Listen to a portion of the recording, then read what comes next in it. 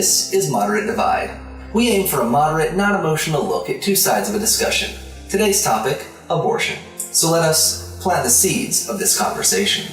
Hello, Zach here.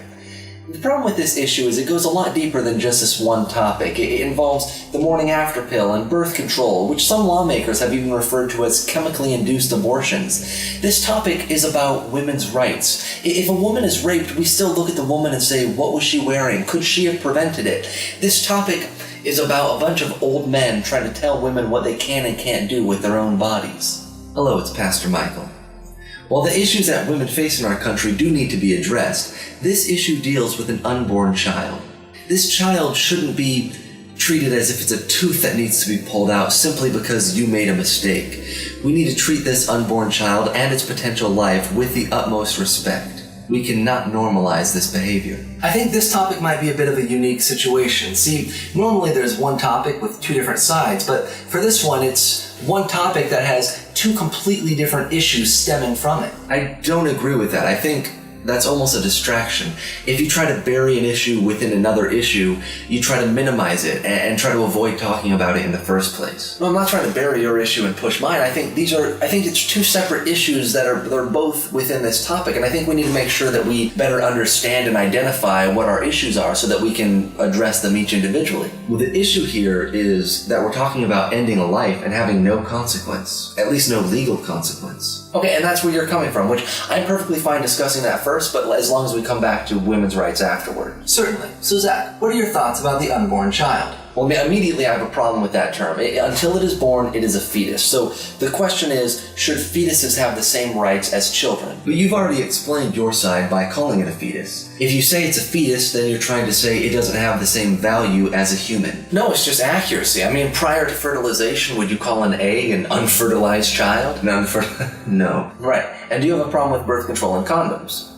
No. Personally, I think sex should wait for marriage between a husband and a wife, but if people are going to have sex, yes, they should use protection. They should be safe. All right, and since you don't see the egg as an unfertilized child, you don't see birth control and condoms as murder, right? You see that as protection. No, the sperm are just, they're cells. They're packets of DNA. Everything in the world is a clump of cells, but at some point we decide this clump of cells is important. So are you saying that you don't really see a difference between a condom and an abortion? There is a difference, yes, but my point is this is not just a yes or no decision. It's a spectrum. There's lines in the sands, and we all decide where we draw that line. For you, it would be the moment the egg is fertilized, right? Yes, that's the moment when life begins. So let me ask you this. Statistically, only about 25% of fertilized eggs even go on to attach to the uterus. So would you say that the other 75% are dead babies? Pregnancy is a beautiful, complicated thing. The cell is going through so many changes, it's becoming new life. Unfortunately, this means there's many stages along the way where it can fail. It's complicated, right? So at this point, it's not the mother's body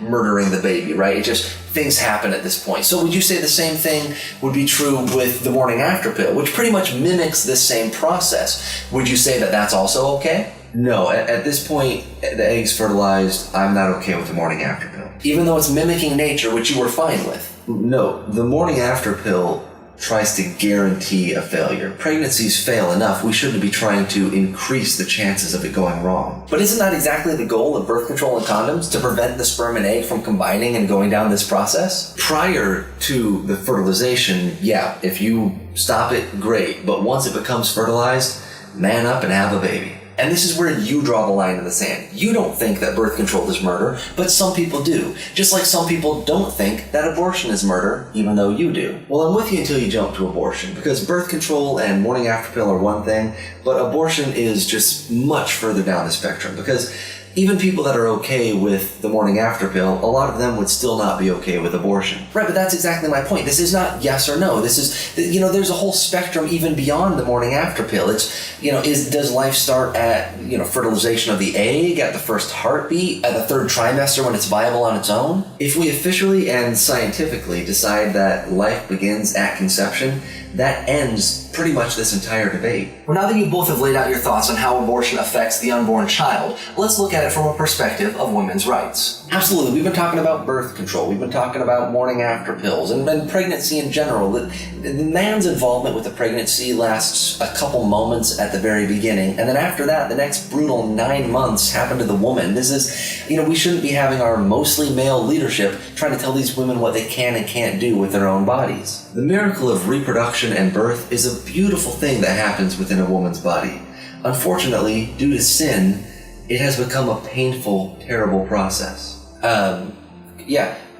The issue here is that pain is 100% on women. Men don't have to deal with any of it. It's a problem that kind of permeates our entire system. Like, if a man wants to get a vasectomy, he can just go in, snip, no problem. But if a woman wants to get her tubes tied, there are some states that still require her husband's signature. That's ridiculous. I agree with your point there. If something is allowed for men, it should also be allowed for women. There's no reason to discriminate. Let's just make it as easy for a woman to get birth control as it is for a man to get Viagra. Now, here's the difference. When it comes to Viagra, tube tying, vasectomy, that affects you.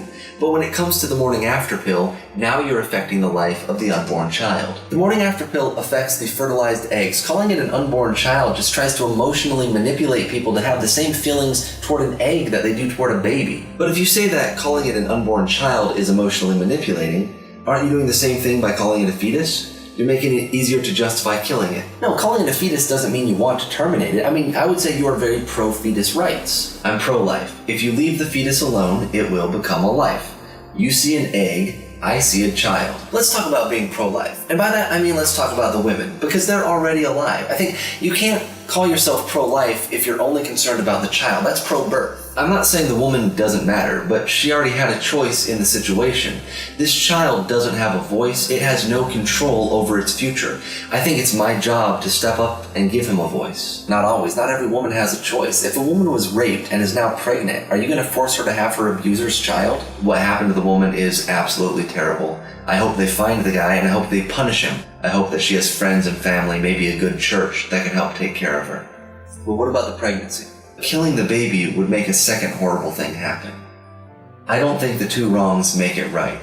Unfortunately, most abortions aren't from rape cases. The majority of them come from people just trying to not take responsibility for their actions. So you think the life of this fetus, this unborn potential human that has no life experience yet, you think that's of higher value than a woman who's already alive, who already has hopes and dreams and aspirations? If my choices are take away a woman's rights for 9 months versus end a child's entire life, yes, I'm going to side with the baby. And I would prefer the woman have control of her body. She can always try for another child if she wants, but she's already alive and she's already unique. So would you support legislation that allows for abortion, but only in limited, rare cases? No, we can't start with a policy that still allows exceptions. People will just find loopholes and find reasons they qualify. No, we need to say this is not going to be accepted. Michael brings up a good point. You're not going to stop abortion. Even if we were to repeal Roe v. Wade, this is not an issue that's going to stop. All you're going to do is end safe and legal abortions. They'll still opt for a more risky procedure, which would be an even greater risk to life. There's always going to be people that break the law. There's always going to be people that sin. That doesn't mean we should avoid punishing them, though. That sounds a lot like trying to force people to follow your beliefs with threat of legal action. I do think abortion should be rare, but it should be rare because we're providing actual protection and knowledge of how to use it. We're not teaching abstinence only. I would still encourage them to wait for marriage. I don't think we should try to normalize sinful behavior. Sure, but if they're going to have sex anyway, they need to have education. They need to have access to birth control and condoms.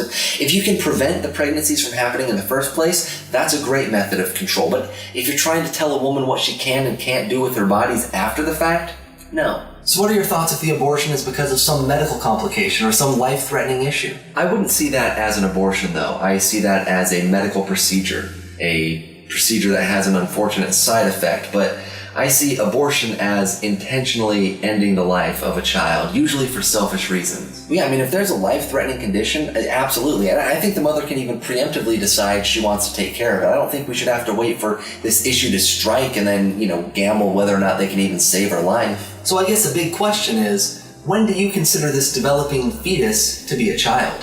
When is it alive? Look, it's a whole process. Sperm and egg, and it goes to delivery. At what point does it become a human? At what point does it give rights? through its entire life we're giving it rights. I mean, we don't really give it rights until 18, 21 years old, so I don't know, somewhere between conception and college. For me, it's simple. After intercourse, it's too late to change course. After it's done, it's too late to try to change your fate. Look, I really don't know. All I know is that I think the woman should be able to control her body. Well, now that this conversation's been carried nearly to term, let's have our final thoughts. I don't think either of us is really going against the other person's points. It's more that we've just aligned ourselves in different camps. You know, I'm not really pro-abortion as much as I am against regulations on women's bodies. I agree, my goal is not to take rights away from women. Unfortunately, when it comes to pregnancy, there are two lives involved. So I'm going to take the side of the innocent, unborn child who can't defend itself. Well, like we say at Moderate Divide, you don't have to agree, you just have to see the point. So Zach, what's Michael's point?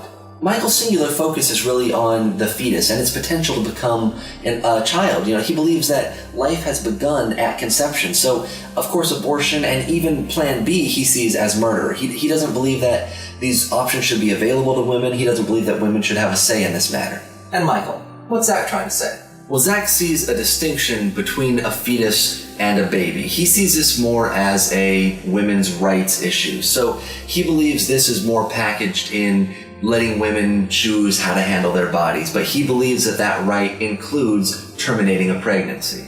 Well, thanks for watching Moderate Divide. I look forward to reading your comments below. Have a good week.